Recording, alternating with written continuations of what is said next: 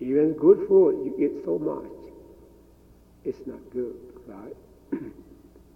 So accordingly, we need to choose the kind of food, what is suitable with our health or body. Concerning about the food, what you eat every day can make your health or body strong or poor as well. Food. Some people are concerned about the food, just, oh, I like it, just eat. And then they have become poor. So should be moderated in eating, neither too much nor too little. Even though some kind of food may not be a desirable food for you, but you still need to take it even little as a medicine or a nutriment.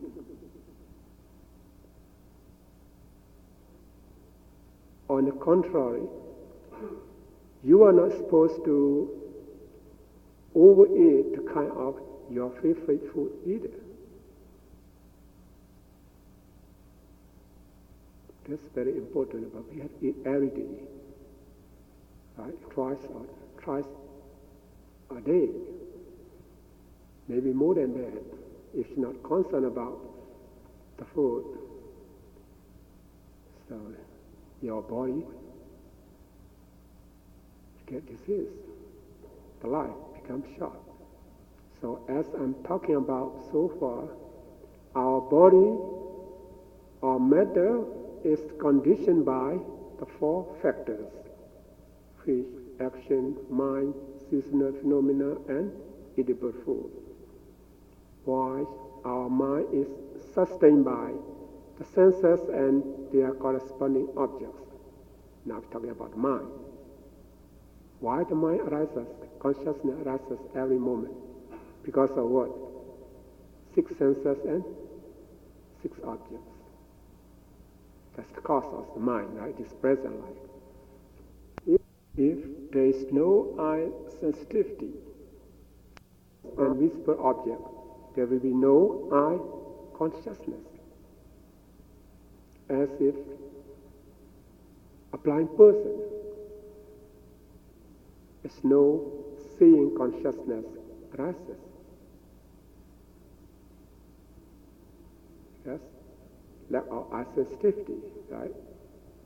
So even you have a good sight, a good eye, if no visible objects that appear in front of you, or if you close your eye, seeing consciousness would not arise. See? Why the mind arises? Depend on eye sensitivity and visible object. The same is true for the others remaining consciousness and senses. If there is no ear sensitivity and audible object, and so on, there will be no ear consciousness, and so forth as well. So in brief, because of 6 senses and 6 objects, mind or consciousness is sustained. Here, mind sustained because of what? Because of 6 senses and 6 objects. Now we already know the condition of mind and matter as conception and during lifetime, just cause and effect, continue on and on. So, even though everyone wants to be happy and peaceful, but still have to face the different kind of suffering. Just more and less are different. As suffering is a part of our life, so as we have suffering, right? More and less, that's different kind. So actually, Since we were born, we started our life with crying, with suffering. When we're born, no one smiles. Cry, right? Start our life crying. If not crying, what happened? The nurse will spank you. So our life start with crying. It's suffering.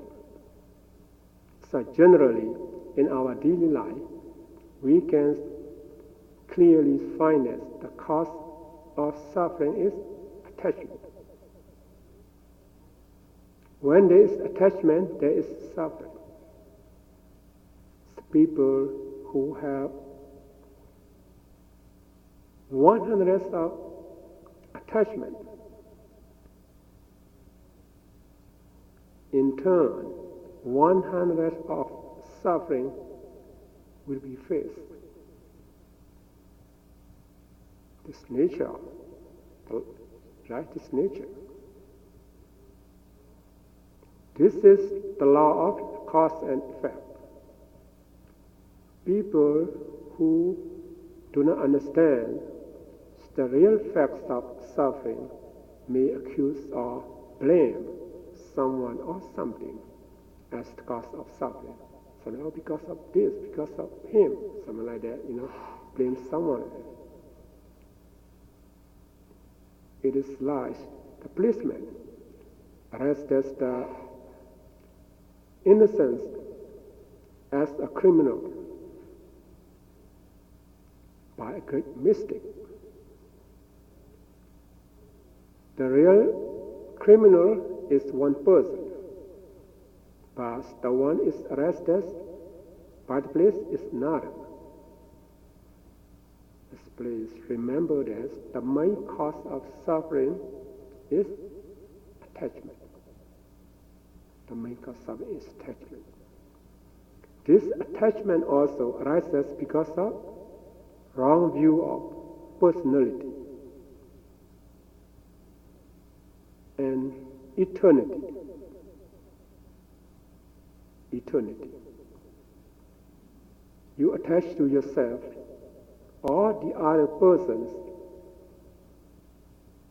and unliving things due to your wrong view that's taken as a person or being or a permanent thing. This wrong view. Right? Because this wrong view, this attachment arises. After you realize that just the process of mind and matter arise and disappear one after another incessantly. Nothing lasts long. You will not attach to anyone or anything, including yourself. You know their nature. When there is no wrong view or ignorance, there is no attachment. When there is no attachment, there is no suffering. See, it's cause and effect.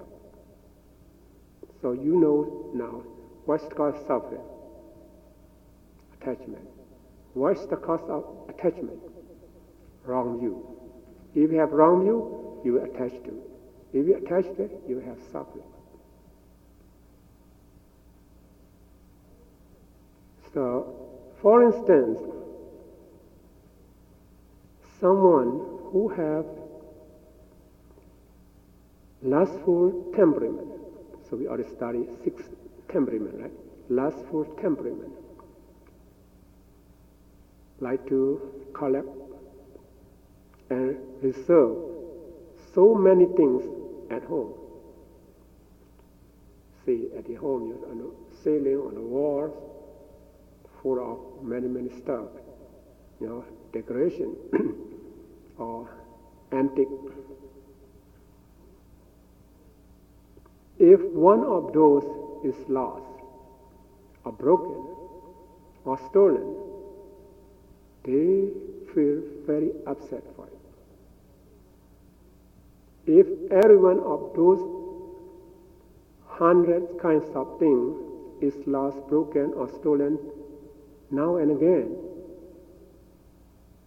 Means every day they will have to suffer so many often, inevitably, just cry, upset about it.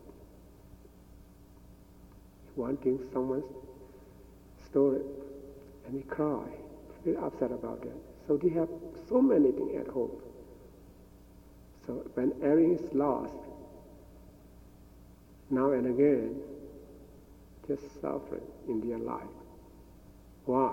Because they are attached to this thing. Or let us think about the life of some householders who have more attachment, such as attached to their hair, their eyes, their teeth, nails, skin, and attached to their house, clothes, car, as well as their adornment, such as diamond, sapphires, ruby, gold, silver, jade, and so on.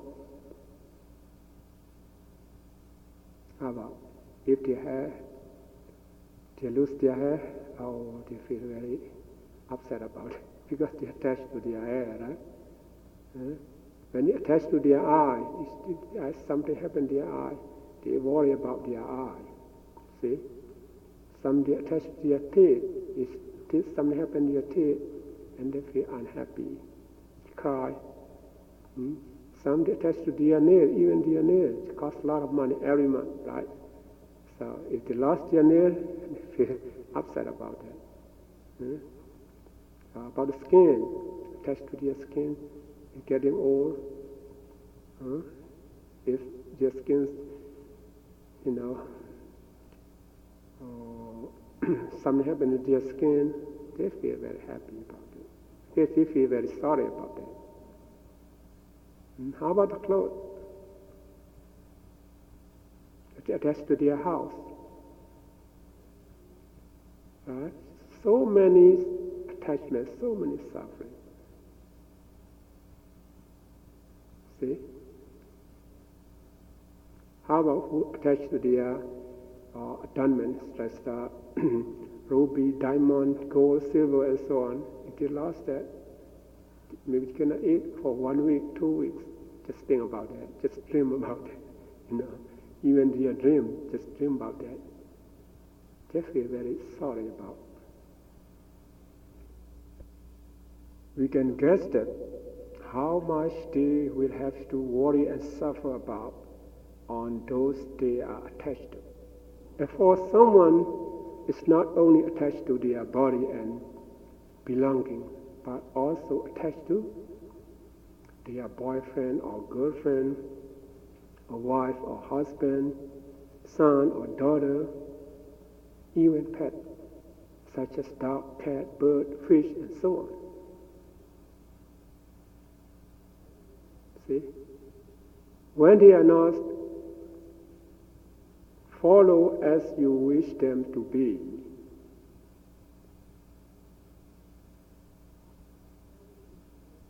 by turning into negative, suppose they may get sick or die, then you may be worried and cry as much as you attach to them. So sometimes girlfriend, boyfriend, how many times you have to upset about it, cry about it, think about it. They cannot follow your desire, your wish. Even your body cannot follow your wish. Someone else is no way. So if you understand this nature, you will be upset and crying every day. Some, when they lost their cat, dog, they cry, cry, lest one of their family is attachment, this attachment, and this becomes suffering.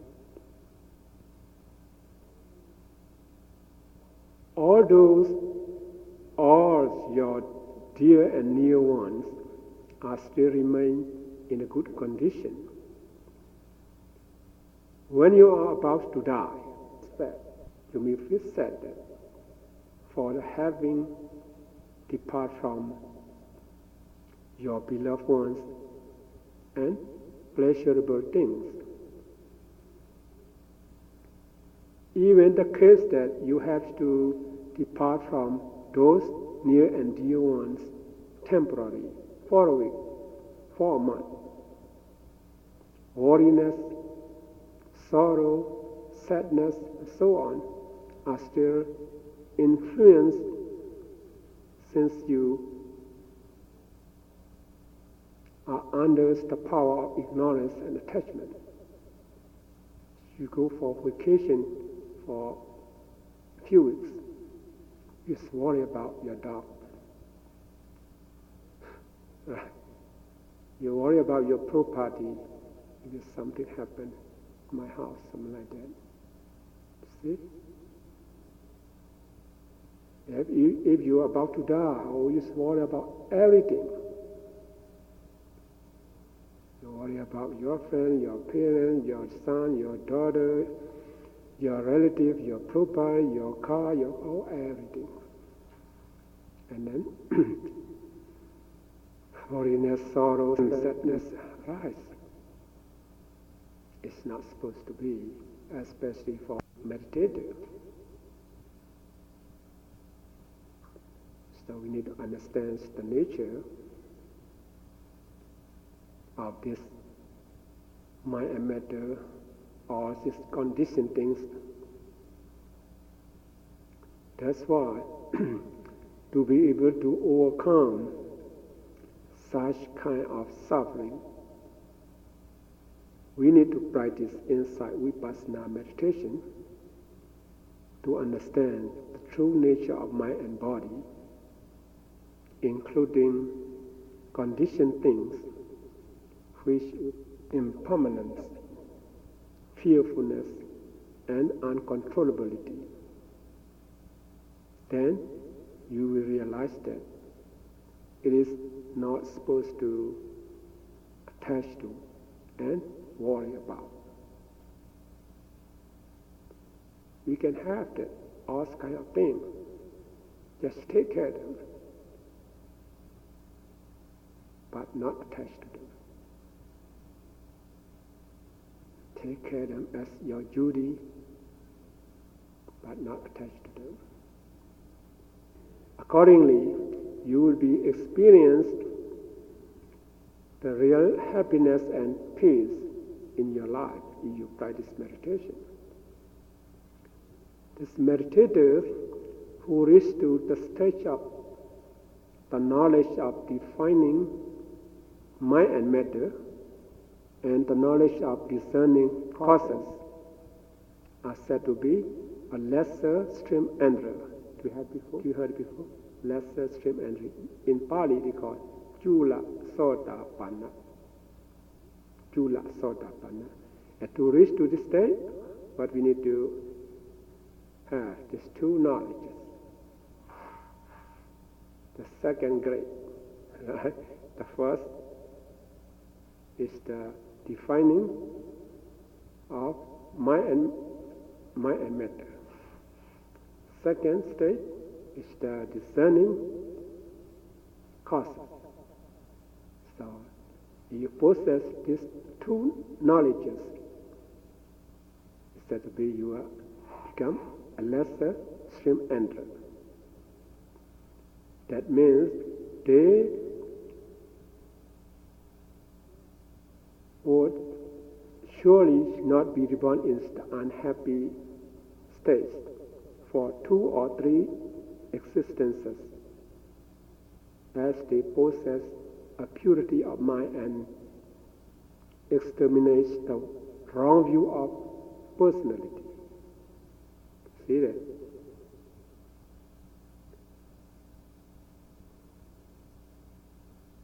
It's no wrong view for them. They understand the nature of mind, the nature of this matter. They understand the cause and effect. As they understand the cause effect, it's no wrong view. This purity of mind. Right? That's why if they die for one life, two lives, for three, that's the 2 or 3 existences, they will not be reborn as the unhappy state. Sure, for sure.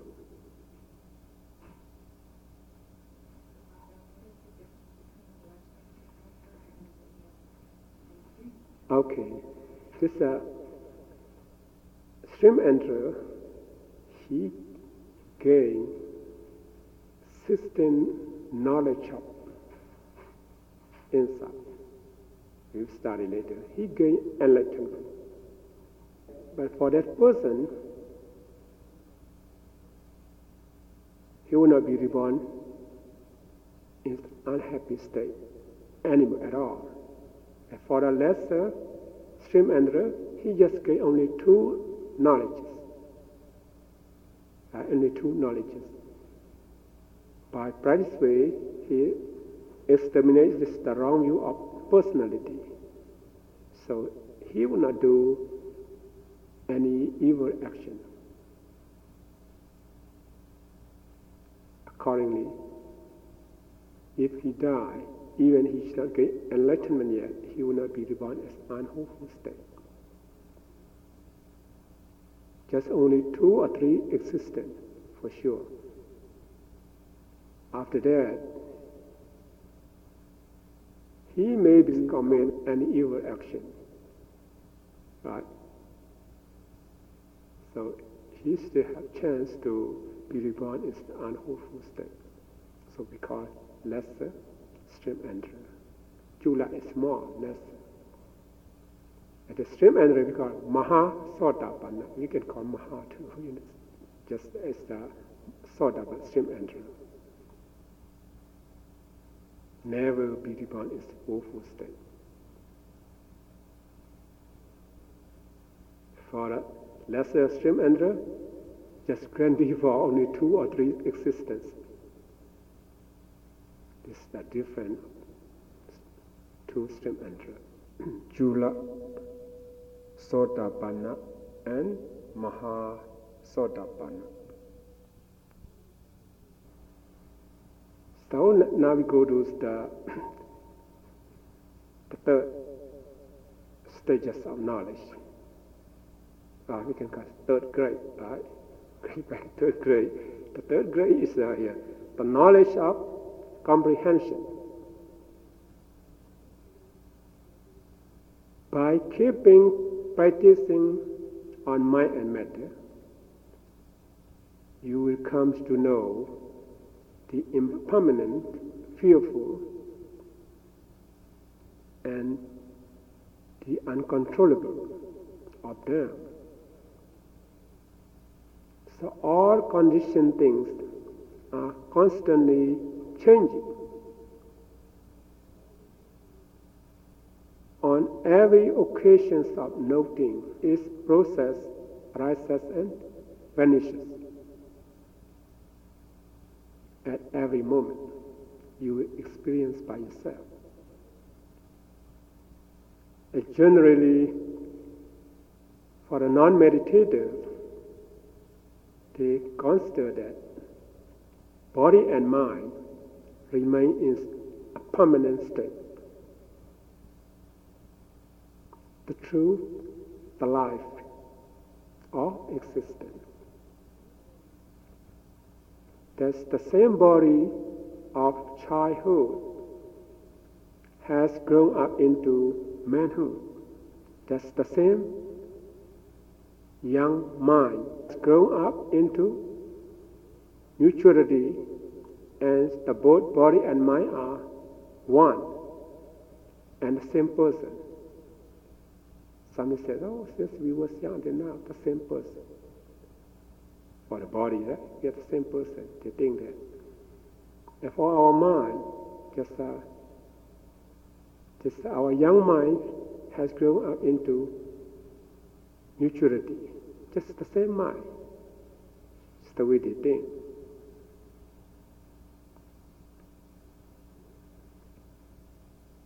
The real fact is not. Nothing is permanent. Everything comes into existence for a moment and then vanishes. Nothing can remain even for 1 second. We practice meditation, we know that mind and matter arise and disappear, rise and disappear every moment. How we can say this? The same body, the same matter, the same mind, right? It's not the same. Changes are taking place very swiftly. It's the mind and matter processes generally come up and disappear one after another. It's very quick.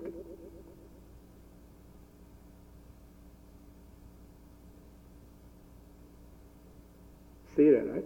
Mind and matter processes generally come up and disappear one after another in successions very swift. This is insight into impermanent state of things. With your knowledge, you see this impermanent state of things. In fact, mind changes even faster than matter for 17 times. During the time occupied by the flash of lightning, the billions of thought moments may arise. So that's why last week you asked me about the jhana.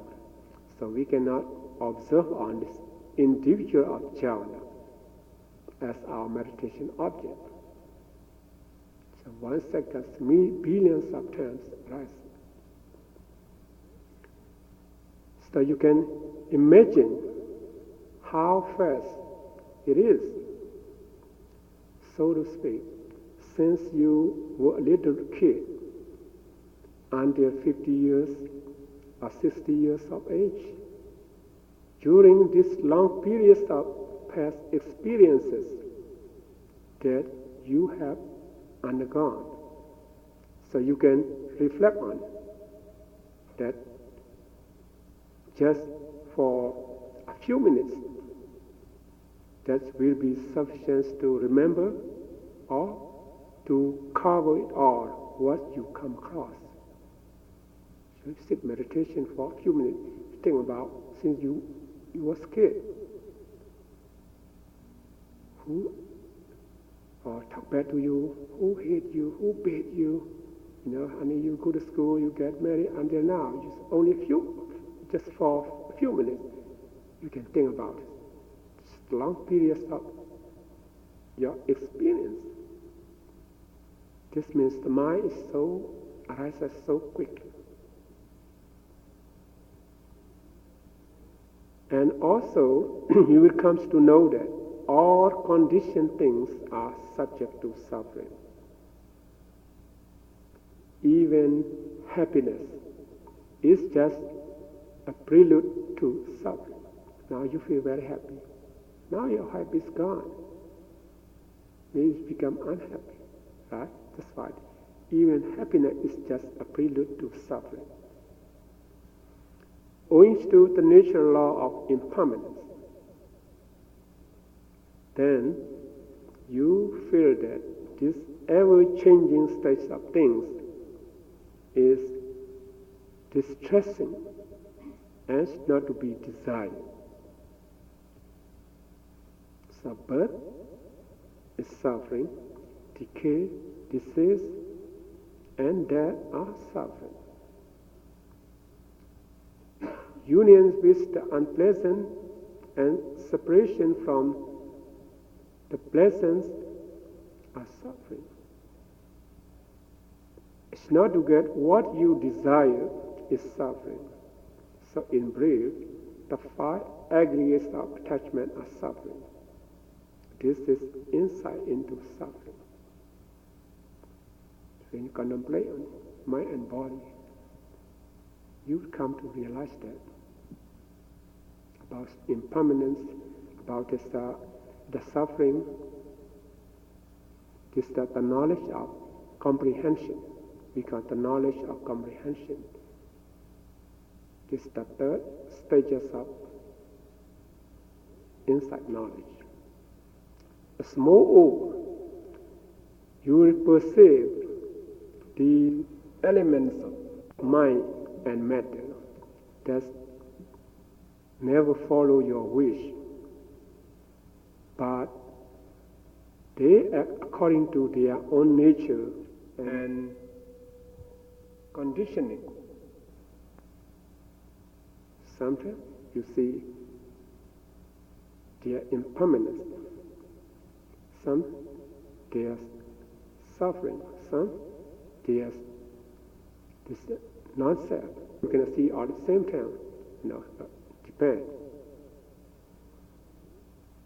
Then you are convinced that these processes are not controllable. You cannot control your mind, you can control your body, you can control situation. Depend on their nature and conditioning.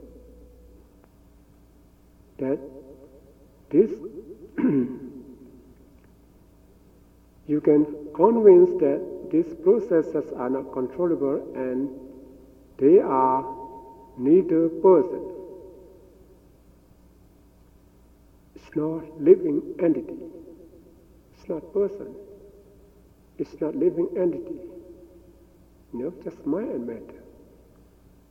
And no self in the real sense. And depending on the cause, mind and matter arise. There is no substantiality. Some religion, somebody said that we have atta in our body. It's an immortal entity. But according to the Buddha's teaching, there is no substantiality, no permanent entity, and no controllability. Suppose who have strong attachment cannot escape from suffering due to its cause. The effects will be rise. As no one can stop and control the law of cause and effect. This is insight into the absence of self. You know their nature, right? For today is the 10th up. So may all of you be able to keep constant mindfulness on mental, physical activities and gain insight knowledge higher and higher until the realization of Four Noble Truths by your own direct knowledge. Thank you for your attention.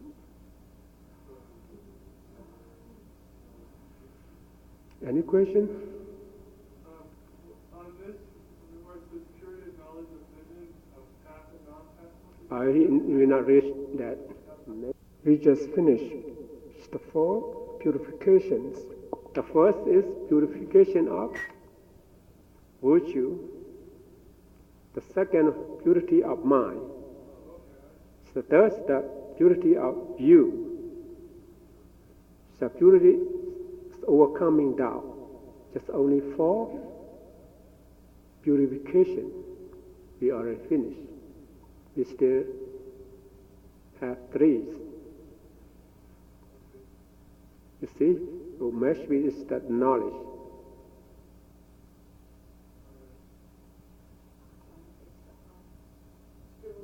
Non-self, self. I try to pick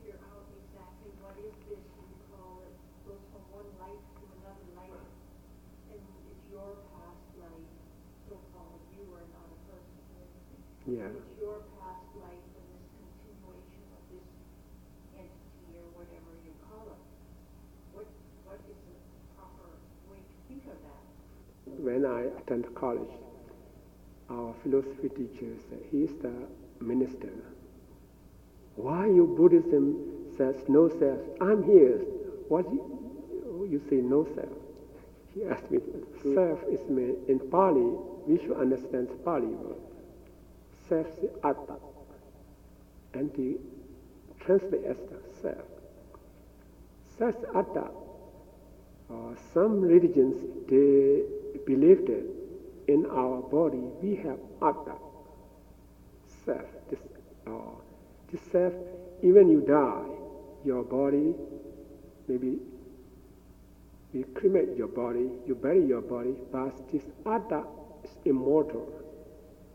Just continues to another life, something like that. It's permanent. This is permanent. When you see something, this atta will appear to your eye, eyeball, and see it. Who sees it? You say, atta sees it. See? So the Buddha says, anatta, no, the immortal entity. Who sees it? I consciousness sees it. Why you see it?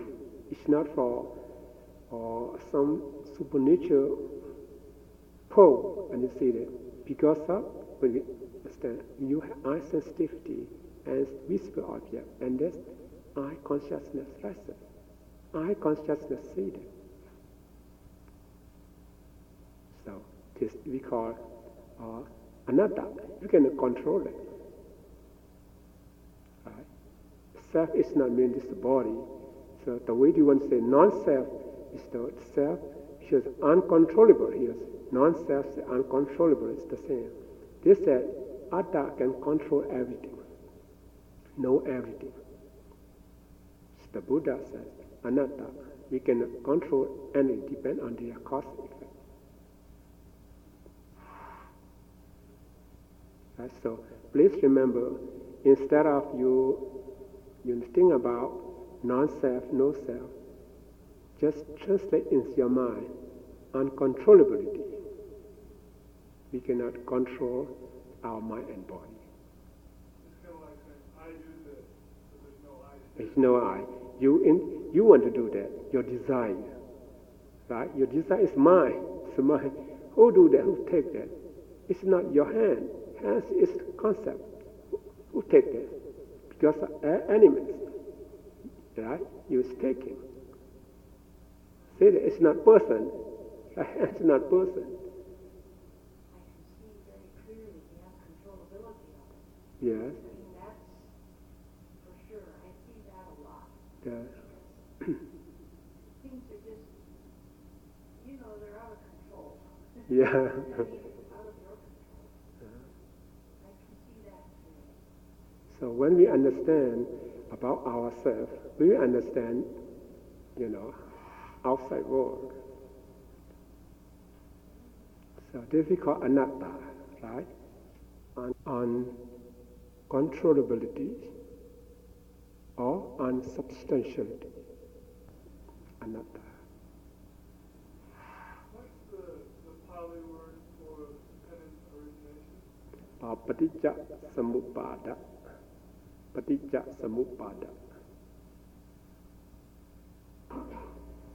What about, okay, so a person who, like arhat, someone who no longer has any more comic stores, right? No more comic has come out.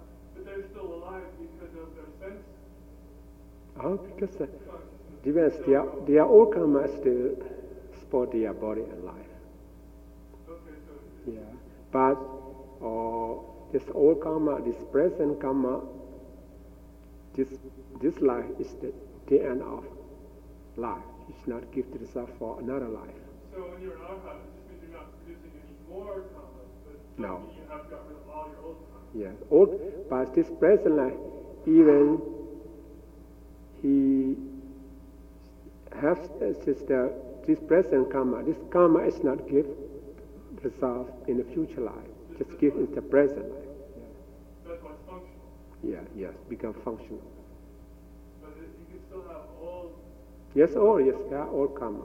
Can a person, if they still So, for example, their all karma is very few. After they gain as arhatship and they die right away, you can see the story because all karma is gone. Can you enter Mahanabana or the final Nirvana when you die? If you still have old karma, or does it have to be totally gone? If you still have as a stream enterer, once returner, no returner, just all karma still follow. It's become arhatship, which is not. It won't follow, even if it's there. Yeah.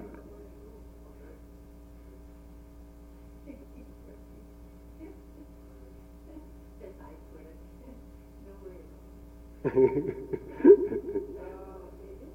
just makes you think a lot. That's why it's hard work to listen to those tapes again, but you certainly learn a lot more.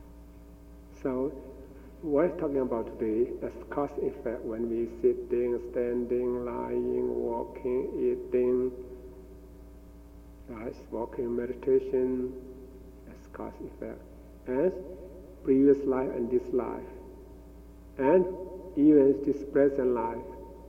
Or we can imagine even this present life is future life. If they have ignorance, craving, grasping, action as the cause in future, you will have mind and matter. Be reborn again. Right? As for this present life, this our matter is conditioned by the four causes. Right? This our action, mind, the temperature, food. For about the mind, the cause of the mind is 6 senses and 6 objects. That's cause effect. There's no person. Something. This man, this woman, we cannot say that this hair is man or woman. Hair is hair. It's one matter. Right? If we classify as 32 parts of our body, this bone, this skin, this teeth, this nail, this hair, this lung, there's no person here. The strong you, because combined together with this person, this man is a concept. When we practice meditation, we understand it very clear. Every moment, this mind and matter arise at this point. There's no person here. After you understand yourself, someone else, something, all over the same.